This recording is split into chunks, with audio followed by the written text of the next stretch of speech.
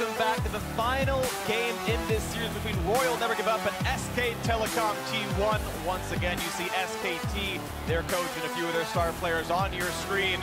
And you see the crowd ever in the favor of the Chinese squad. Royal Never Give Up. A few do have SKT signs as well, of course.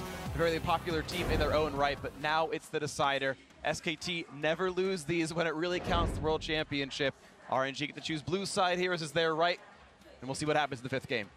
Feels like a final. Feels like we're at the grand final, because it's all about being clutch. Right now, which team can come up in the clutch? That has been the one little criticism of Uzi's entire career. His play, his highlights, unmatchable. But Game 5 is where this man has largely had a monopoly on those results. One Chinese team, EDG, years ago at MSI, were able to answer SKT in a best-of-5 in the fifth game on the world stage. But other than that, it's only been wins for the side of SKT. Yeah, one little criticism that has plagued Uzi his entire career. It's the difference between him having a cupboard full of silver medals or any gold.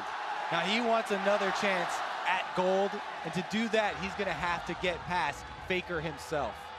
And it's not just Faker anymore who's the prime suspect here of who do you ban out, who do you care about, who are you afraid of on SKT. Bang had a killer performance, and literally that on that Kog'Maw in the previous game, 825 damage per minute. He had like a 300 or so damage per minute difference. He almost doubled what came out of his opposing member. You know, 4/9 of all the kills, was absolutely massive in that fourth game. I mean, turn back the clock in 2015, there was no one safer than Bang for Faker to jump onto Lulu duty and for them to build comps around. He has been suspect at best at Worlds 2017. So in an elimination match, for him to step up means there is that supporting crew for Faker's ever-capable shoulders. We have to talk about poise for these guys. I mean, everyone always has the spotlight on Faker, but Bang and Wolf, almost as much tenure as he on this team. That's why they got to be in the intro video right beside him, flanking Faker. They are also champions. There's so many legends on this arena in this game. Of course, Uzi and Faker, two of the biggest ones. It was fun seeing the shot of the stage. There's a lot of large, pictures and ornamentation of some of the best players to play in Worlds throughout the years. We saw Peanut front and center at the very beginning, and it hovered over, and you saw Huni, and you see Uzi on the left-hand side right there. These players still on your screen right here on stage, battling to be the first team into the World Championship final this year. SKT don't miss finals, and they don't lose them when they get there. Royal seemingly collecting silvers constantly, at least Uzi himself, but has to win to get there at least. Now, Royal fans will be emboldened by the fact that in Game 5, this entire series has gone blue side. They are blue side for the deciding Game 5. They can ban Jace for a 5th time, and now it's on SKT. You can see Faker trying to get as much focus as possible. Right now, the spotlight's on the coaches, though, as picks and bans get started. Again, the Galio, Sejuani, Jarvan, all up in the air, circling around, waiting to be traded here. One final ban of the first phase for World Never Give Up, and I wonder, are we going to see something Tristana extra new? Or do they go back to the old style, but with the extra information of what their opponents have played so far this series? Definitely using all of the clock. Draft could hinge on the ban here. Gragas once again banned on blue side. Hoping both the victories for SKT was with the Gragas, Peanut and Blank picking up 1 each. To the jungle pool being pinched again. So the question is, do you ban away the Jarvan or Sejuani and make that a 1 for something else trade with the Galio on one side, the uncontested Sedge on the other, or something similar? If you ban Tristana, you theoretically get Galio and X, or you're able to look for the jungle matchup with the support matchup. So far, RNG have looked past the Galio. Wherever possible, the Jarvan they took previously is available. Yeah, are they forcing a first pick jungle on the Jarvan? Or no, it goes to the Tristana. So Jarvan Galio, is that the famous combo that SKT get in the decider? Jarvan Galio available. Xayah has been overlooked the entire time, and Rakan banned out earlier. I think SKT stick with the Galio. You can hear the crowd. They were laughing about this pick in Game 4. No longer laughing. A bit bemused, though, in Game 5. See it a 5th time in Faker's hands. It would be unreal to have Faker play 5 Galio games in a row if SK Telecom failed. I'm going to go further. It'd be unreal not to see Jarvan Kog'Maw locked in here, try to turn the old Chinese technology against them. It's the most obvious draft of all time. They can, of course, play it later on with the Trish picked up. There's no rush there, so quickly it's a new look once again. Seeing the same lane matchup 5 times. Xiaohu now brings in the Corki, and the rush to get Let Me a Protector in the Shen. And you hear the cheers go up from the Chinese crowd for Xiaohu's Corki. He can carry so well in the late game. It's not just about Uzi, and we mentioned the spread of damage over this series. Yes, the early game might not be as much pressure, but RNG will definitely be packing it later. So you don't take Kog'Maw here. If you take Lulu, you kind of prompt a Kog'Maw ban. It's an obvious ban to take away. They've prioritized the Lulu. They could not get both and pair them with the Galio and Jarvan. So now, still the second phase, super intriguing. But if you have to start banning away carries from Bang, you don't get to pinch Huni's champion pool anymore. The Gnar, the Trundle, Cho'Gath, things that have been attacked quite a bit in the draft. He can get one of those big carries, and you're seeing SKT worried about aggro lanes, ban Leona themselves. Wonder what this means for the jungle pool for MLXG, because Lee Sin has been played once by him at Worlds. Massive pick for the side of RNG, and the jungle pool certainly has started dwindling. Swanee banned a lot earlier. The Kog'Maw, like we expected, you see Lulu picked. Kog'Maw is almost certain to be banned with no Rumble to try and take him down in team fights. Yeah, I doubt we'll be seeing a Nocturne again. Nope. We're talking about MLXG's jungle champion pool. Yeah, the Lee Sin or Rek'Sai or something are a bit more likely there. Oh, okay, I'm 100% sure we won't Wow, be seeing the Nocturne actually comes through as the ban. That is a big shock to me, but it happened all the same. So RNG, what is the final ban? What are they most afraid of Twitch? It's removing hyper carries from Bang, saying, I dare you to find something that you can carry with. And now this is so interesting because a lot of the conventional AD carries are gone. You could go lower damage to an Ashe, for example, if you wanted. Looks like they're going to pick their AD carry last, suggesting perhaps they will go very risky with their AD carry choice. And for a blind pick top laner, Trundle was the pick for them in recent weeks, but the Gnar lane pressure worked for them largely in Game 4. Yeah, and he knows he's going into the Shen, so he knows that it won't be that difficult. You won't get that pressure from something like a Camille, from something like the Rumble lane. We'll see what it comes through. Final rotations now for World Never Give Up. Who's the last round of the draft? They need a jungler. They need a support. Tarek worked for them before. They locked it in again. That was a win for them. That was the Vayne game. It's Tristana this time around. SKT, last pick their bot lane. The tier list says it's going to be Xayah. Let's discuss, though, that RNG don't have Force on their lineup. This is a lot harder Tarek comp to pull off. The timing of the Cosmic Radiance with no engaged lower. Lee Sin. I mentioned the Lee Sin. It seemed likely when they held onto it, but a risky choice by RNG. Incredibly risky. We mentioned how difficult it is to play the team fights with the Tarek. You're using it effectively, and as Papa said, not a lot of control here. Crowd control specifically from the RNG lineup. Whenever the Tarek comp can choose when the fight happens, they choose their engage, they get the first target low, they choose the exact timing. A proactive Cosmic Radiance is one of the scariest abilities in the game, but they are very low on those proactive plays, and reactively, we've seen so many teams trip up with the Tarek. I will say that there are a lot of tools around MLXG's Lee Sin to really enable this pick, even more so than usual though.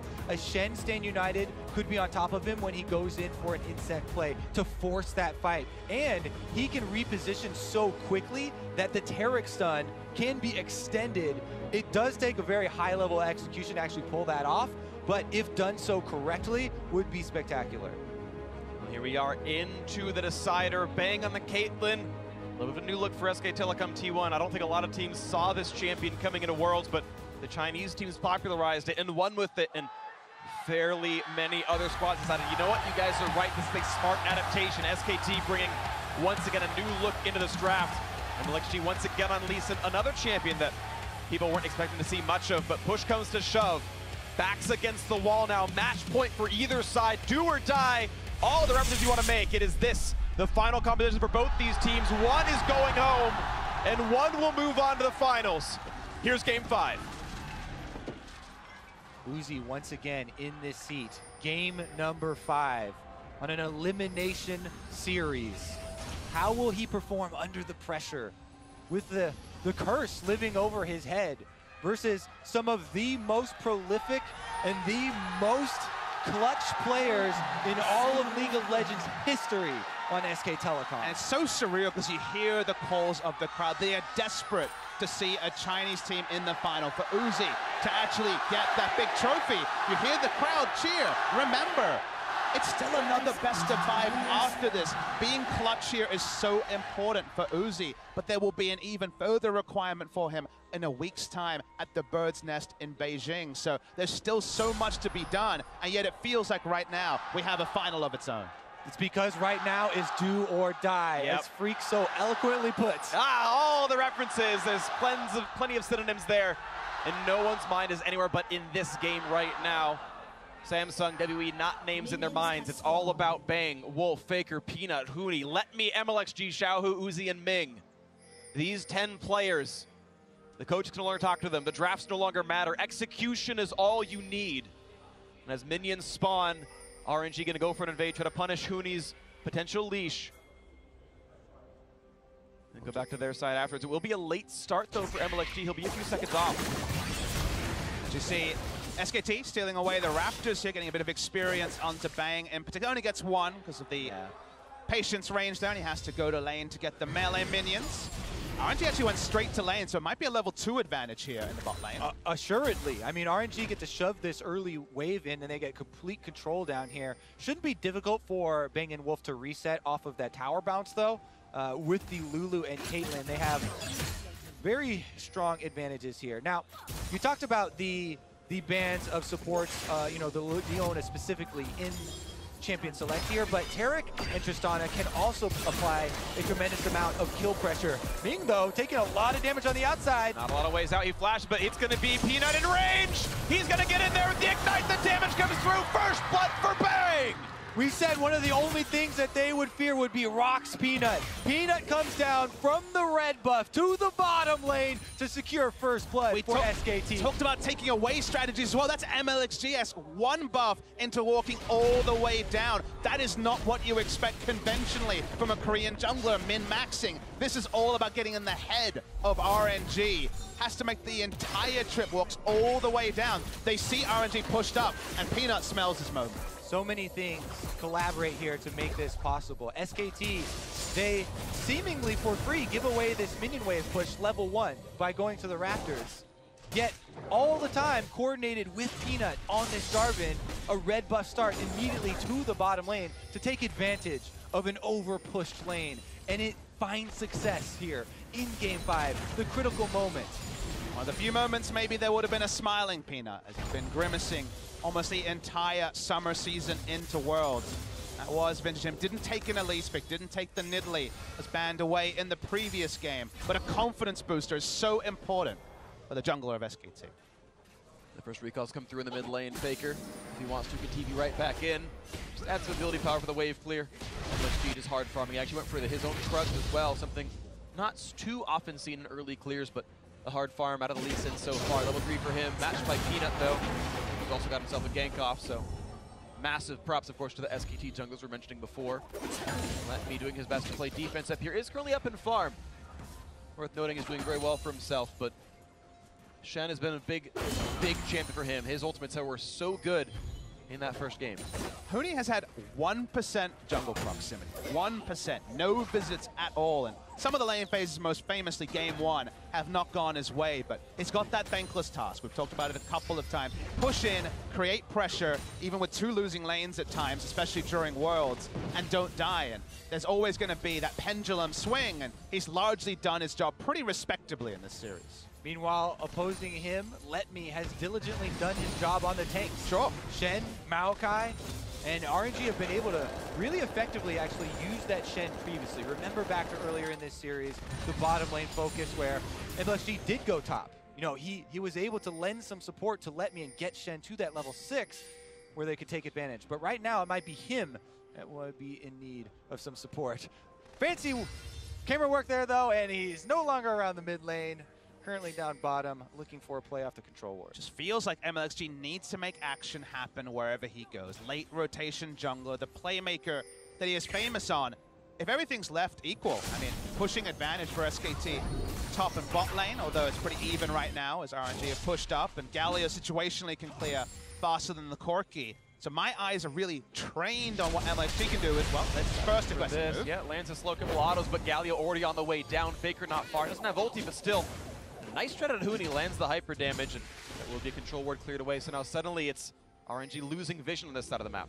It's going to be so much of balance here in the early game about the globals of all these solo laners. As we approach the level 6s for Faker, for Let Me, these cooldowns are tremendously long in the early game, and those are what you base your entire team strategy for that early game around. Jungle paths are determined by these. You know, trades in the top lane like we just saw could very well mean Let Me joining on this bottom side gank, or it fails. We didn't even mention it. Ming has Ignite, so showing a bit of transparency around playing around bot side. That's why you see MLXG once again returning here for the lane game. But SKT pulling back, very respectful. Yeah, no reason to go run headlong into them in front of a minion wave, so gonna play at range. I do want to point out though, despite the Caitlyn pick, and so many times in Worlds we see it be a super lane dominant pick, you knock the turret down, there's nary a lick of damage on the RNG bot lane turret right now. Uzi and Ming, maybe with the Ignite threat, who knows, have been able to keep the lane at equilibrium the whole time. So now I would definitely say that the respect is being paid to that Shen, Stand United post level 6. But you're right, the kill pressure early on of an Ignite Taric Tristana lane that we talked about, definitely keeping them honest. And pressure actually is a very ambiguous term that we use often as casters in League of Legends, but we could simplistically describe a couple of versions here. So one version of pressure does come from kill pressure, and that is from assassins or from skill combinations like we just mentioned, where you can all in and kill the opposing champion. The other form of pressure that we talk about very often is the ability of a champion to clear out the minions in a much quicker fashion, which basically, again, gives that homework to the enemy, as you can see there, to have to clear out before going for one of those rounds. That's why Galio kind of has the best of both worlds, because he instantly clears a minion wave, leaves, and he even has a global to get somewhere faster than you can. So you're always under intense map pressure. Do you call missing every time he wave clears? He's got the wave clear from level 1. So I take your point, Kobe. It is a very nuanced point. We talk about even the map pressure, the ability to push being enough to create pressure on the enemy jungler because the laners can leave first. Seeing both laners on our screen, leaving for now, trying to provide coverage. MLXG one camp away from 6. Peanut, I believe, was seen coming down through the mid lane. Of course, the minion wave wasn't there, so he gets to walk, and now he is seen. He puts the red ward down and says, I'm not going to bother stealing this one. RNG know that information themselves, of course, as well. As the red buff will be grabbed pretty cleanly by MLXG. First level 6 is going to be that RNG jungler. The Peanut you expect not far behind. And then it comes to weird summoner spells. Like Ignite on Taric is something that may never have been played in the entire summer season. It's not what you'd expect. And Exhaust, certainly. Heal has become common. He has the Wind Speaker, so you would have thought heal. But Ignite basically says, wait, you've got a Lee Sin, and your support with a stun has Ignite.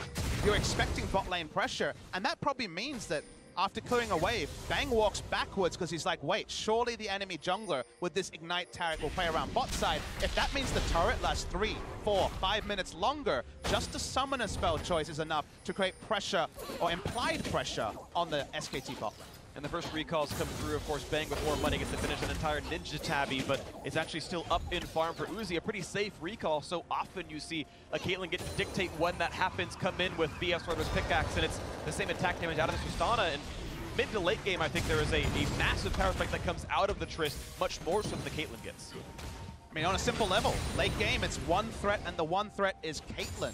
On the side of SKT, a lot of the nerfs towards Caitlyn were about attack speed, base attack speed. Nerfs into meaning attack speed items give her less rewards. So when it comes to late game fights, Xiaohu on his famous Corki that won them a lot of their way towards their eventual second place runners-ups and that won him his MVP is going to be so pivotal because there's a point where SKT may run out of damage. It's definitely true. You have to take into consideration the theoretical maximum damage output for a backline of Corki Triss, definitely higher. But topside, we actually have some action brewing.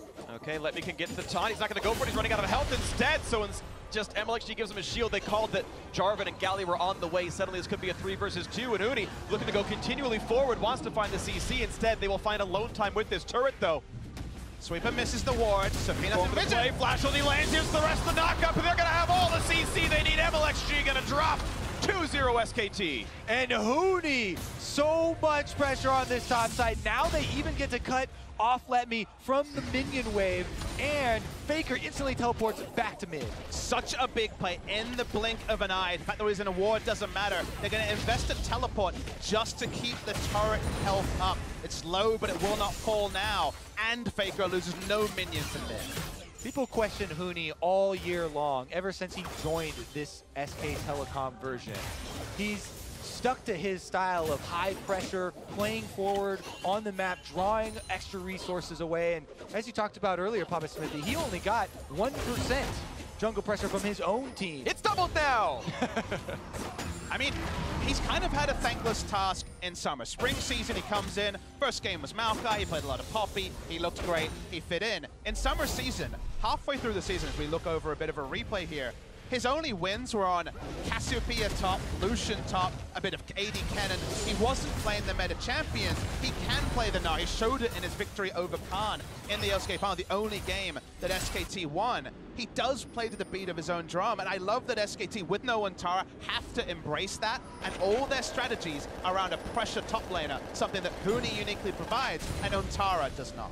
And one of my favorite stats is the Huni style, of, regardless of champion, is effective. On Cho'Gath, the average pass halfway mark for forward first 15 minutes, forward percentage, is 30% of the time. They'll be across the halfway point. Huni's Cho'Gath forward percentage is 50%. And Huni has had to reinvent himself a bit here with Jace banned permanently. He hasn't played the Trundle once. You think about what a Huni champion looks like, you think, what about Cho'Gath, the big blind-picked mid laner of this tournament? It doesn't work for Huni because it doesn't have turret-killing pressure. You need to either gank Huni and allow SKT to make plays on the bot side, or Huni needs to be able to take down turrets while the enemy team reacts. It looks like the top lane should be falling on this one. No one's quite in range to stop him. Xiaohu was sent to handle the 1v1, but a little bit, not enough time really had, and Huni will get the solo kill on first turret of the game. SKT up 2,000. Gonna walk over a trap here and reveal himself, so SKT know what's on the way. Damage onto Wolf, but it doesn't matter. MLXG so far ineffective on this Lee Sin pick. It's been Peanut been able to actually get a gank off on this, and now we got to fight into the mid lane. Let Me puts on the dodge time, and Xiaohu gonna find himself a duel against Huni, but he's got to be careful. Peanut is around. A lot of burst damage. He's almost gonna take him. One rocket, but the damage reduction of Galio saves Huni's life. Single-digit HP means that Gnar does not fall down. It was a lane swap by RNG to try to have the Corki answer Gnar. Ranged auto-attacker alike in the top side. Shannon mid lane, that would have been a big punishment, a way back into the game for RNG. It does not happen. Faker saves another teammate, applying the damage reduction for the last rocket. Meanwhile, down bottom lane, Ocean Drake taken up. So a solo Ocean, 14 minutes, not the ideal, but not bad. The fact that RNG's duo was able to heads up 2-on-2 with a bit of intervention, but not a true gank, get the turret kill against a Caitlyn lane. No one gets first turret against a Caitlyn lane. RNG did, so strengths on different sides. Uzi and Huni, the two major forces. The turret health was high, but they knew that all the members of SKT were top side. There was no backup for SKT while MLFC was bot side. They couldn't know that he was taking down the Ocean Drake. They had to respect, they backed away. It's nice to pick up the turret, answering turret for RNG. And you talk about the 2 points of power, Freak. Just a little fun fact here, Huni was at 3 HP from that last engagement. So that hit points of power. That point of power, was 3 HP from falling over. He attacked one extra time with his Cole, got 3 life unhit, lived through Xiaohu. And while the early game has gone good for SKT, they don't have the inevitability of mid to late game fight Lulu Kog'Maw. It is Caitlyn this time. Caitlyn, after the big debut with WE with the Janna Caitlyn lanes, has not found any real success subsequent to that. Nard is going to go for a DPS build, but there's no guarantee that if this game stays around the 2,000 to 5,000 gold mark in 10, 15 minutes time, SKT can win team fights. Yeah, you definitely have to run it through the team fight simulator here. Theoretical damage output of a Corki Tristana is amazing. However, there is higher disruption on SK Telecom's side. So if the front line can play well enough to disrupt the auto attacks and the damage output, then it could be similar. Here we go on the bottom side, though. Let Me is the target. Puts in the dodge. He buys a lot of time, but here comes the rest of the squad. Wolf is here. The taunt to buy some time, but Peanut can walk away. SKT, 3 unanswered kills. That was really strong. Even through the dodge field, able to pick him up. They'll summon the Rift Toad, force RNG to react bot side, and Faker's just leaving open, trying to wave clear around the mid lane. Faker feels like he's constantly trying to put out fires across the map, but look at the number one damage on top. Flash kicked him into the wall, and all of the rest of the damage is there. Huni, of course, the standard build doesn't have any resistances yet, and they knew their limits. MLXG hoping to get this first turret, but here comes Faker. They've got to walk away. No turret taken down. Faker keeps moving around. Second charge on the Rift Herald. Difficult to return to a chunked out bot lane inner turret, so not necessarily going to be a big factor. Very nice execution on the top side. That was the second kill onto Huni. That 3 HP hadn't have been there the previous time. That would have definitely been a psychological blow to Huni, but giving up his life there and keeping up his summoners is decent. 2,500 still the lead for SKT. He can still feel good about this one. The fact that he got first turret gold means he's still ahead of his opponent in the lane. Uzi hoping to find something to do. Shahu forced to run away as well from Faker.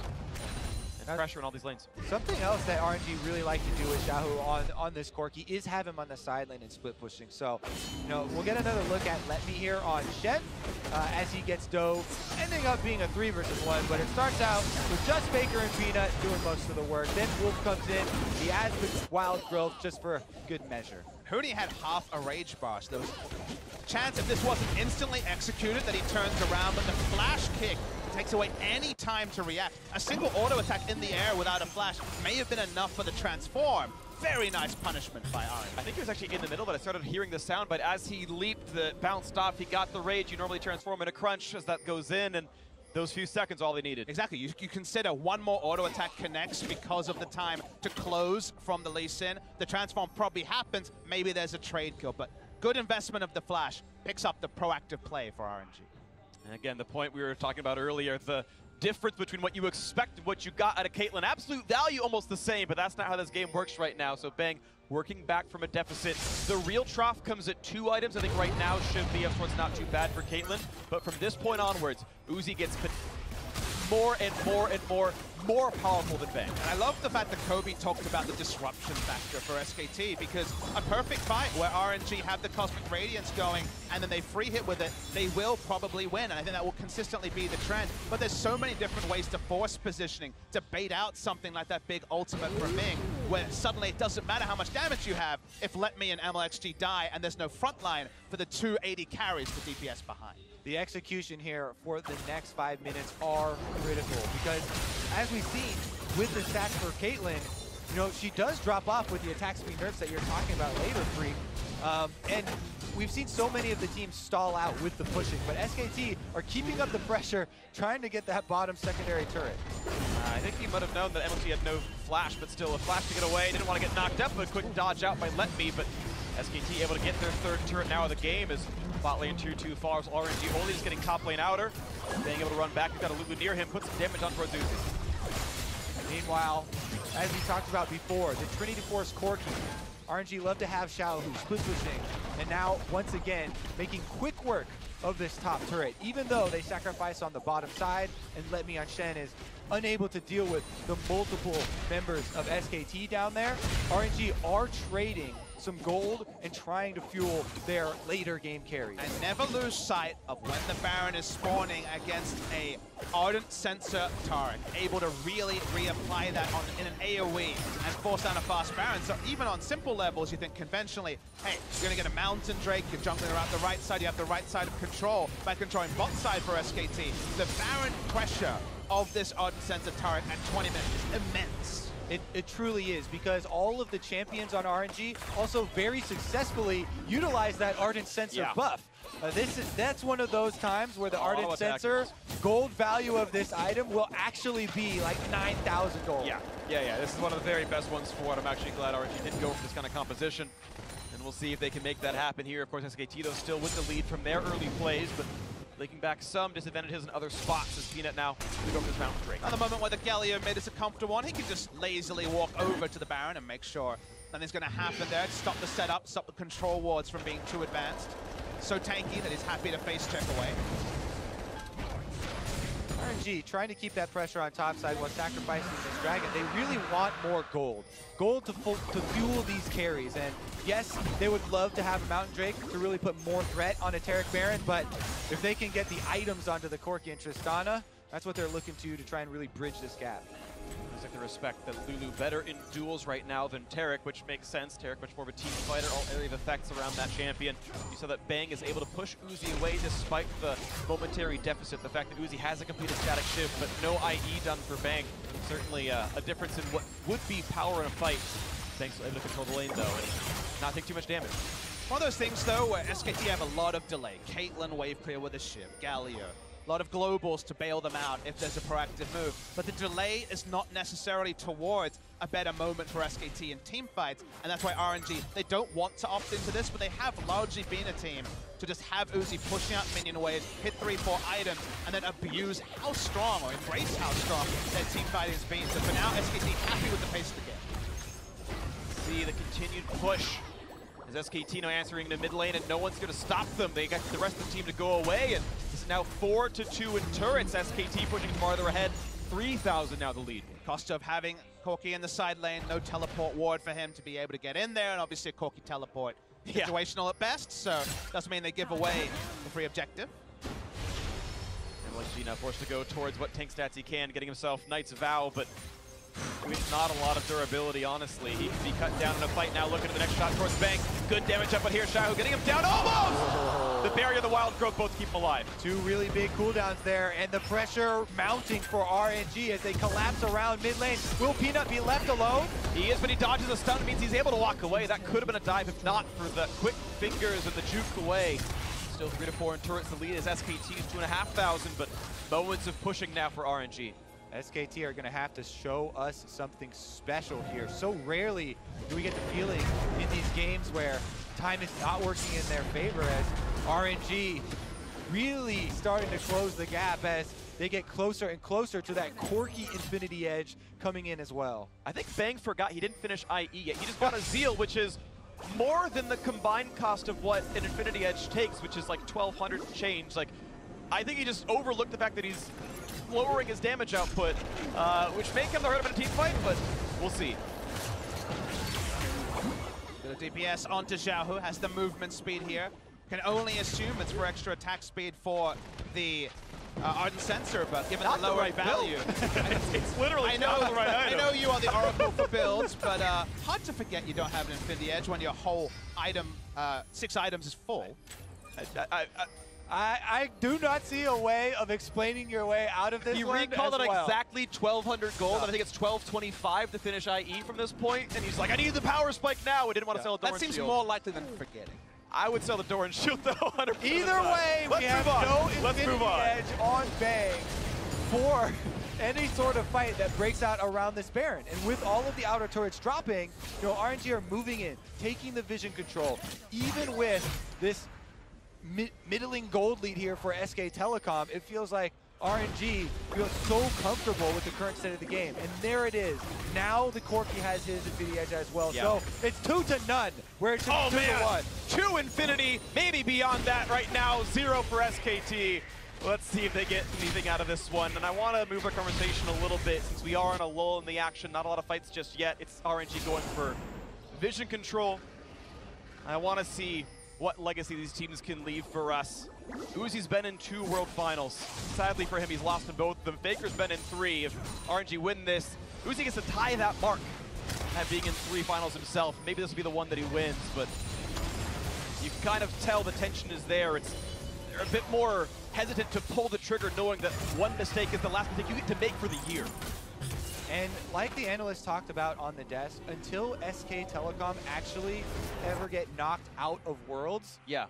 you're not really going to believe that it's likely to happen. It's the mystique around this team with the consistency that they have performed with year after year have really built this up. It's the end of a chapter. If they lose here, they will be remembered, RNG, whatever the result of the final, as ending SKT's undefeated best of series streak at Worlds, and that already is the sort of thing that adds to Uzi's legacy, but doesn't quite get him a title. And the statement always is, I'll believe Rome burns when I see the ashes. Right now there's smoke, but is there really fire? SKT still with the gold lead, and you can argue compositions, but execution is always what matters at the end of the day. And 8 times now, that question's been asked to SKT, will you bow out? And every single time they have won that game instead and gone further and further. There's a reason they have won 3 world titles in his clutch factor. A factor that Uzi just simply has not shown yet in his career. They're looking to go double digits in best of fives at Worlds as well. Would be 10-0 in best of five series at Worlds ever since 2013 if they're able to take it here. Well, on to Uzi, Rocket jumps away and decided that wasn't too afraid of Kai'Gosm anymore. Been away some vision again. Xiaohu continues to be on the split push with this teleport. This is a double TP team plus Let Me's ultimate. SKT, of course, with a similar situation. They've got the Galio plus the double teleport. One of the little ways that you can feel like RNG is reclaiming control of this game is that Huni is never really pushing past the river on the Gnar. He is basically pushing out a single minion wave that Shen pushed to him, and they're just trading farm between a Gnar and Shen, which lets you know he's not confident enough to keep pushing down. They can't rotate him topside for now. They don't want him to lane against the Corki. So for now, the Gnar pushing pressure on Shen isn't really a bullet point of this game because they're just trading farm between the two. In the meantime, though, SK Telecom still should be able to control the neutral objectives here. They push out the mid wave. Bang and Wolf are rotating over for another Drake. Luckily for them, Ocean Drake not the most benefits on this stage of the game. Sure. But they'll definitely take every little bit they can get. Thomas Smith, you mentioned trading farm before. To narrow in on that topic, you actually look at who's having gold leads on both these sides. Xiaohu and Uzi are actually the ones with gold leads over their respective counterparts of SKT. It's top jungle support with 4 gold on SKT, but even in Redemption, no one cares that Wolf has 700 more. Lulu with a Crystal Embracer doesn't do anything different, so some of these spikes are really valuable, such as Rapid Fire Cannon being done on Uzi and not for Bang. On a simple level, RNG have killed more minions than SKT have, even though SKT have the pressure draft with the Galio Global, with the Gnar who is pushing in. So the fact that RNG have got access to more minions than SKT lets you know that their ability to defend in the early to mid game, to stop the game from snowballing further after the first inner turret went down in the bottom lane, it's been a robust defense, and they've rotated Xiaohu and Uzi around well. End result is big item leads for them right now. All right, let's talk about how SKT could craft themselves a beneficial team fight, though, because there are other items at play here, with Caitlyn traps being able to close off jungle corridors and being able to create terrain with Jarvan for Huni to use for a large Gnar ultimate. Yeah. Speaking of disruption, they have these very big possible combos of Jarvan, Galio, and Gnar getting to that backline and stopping that TPS. Yes, you know, if Free Firing Corki and Tristana with Infinity Edges are left alone, then they can take the toll. The attempt, the flash, and Huni gets which way to go away. And that's not going to get the kickback. But here comes the package. This could be the fight that seals it all. Here they go into the front line. Huni transforms, but will he be knocked down? No. He's going to stay alive. 5v5 still available on both sides here. No one dies. More tools used by RNG. They teleported in. Couldn't find a fight win. Huni can teleport back in.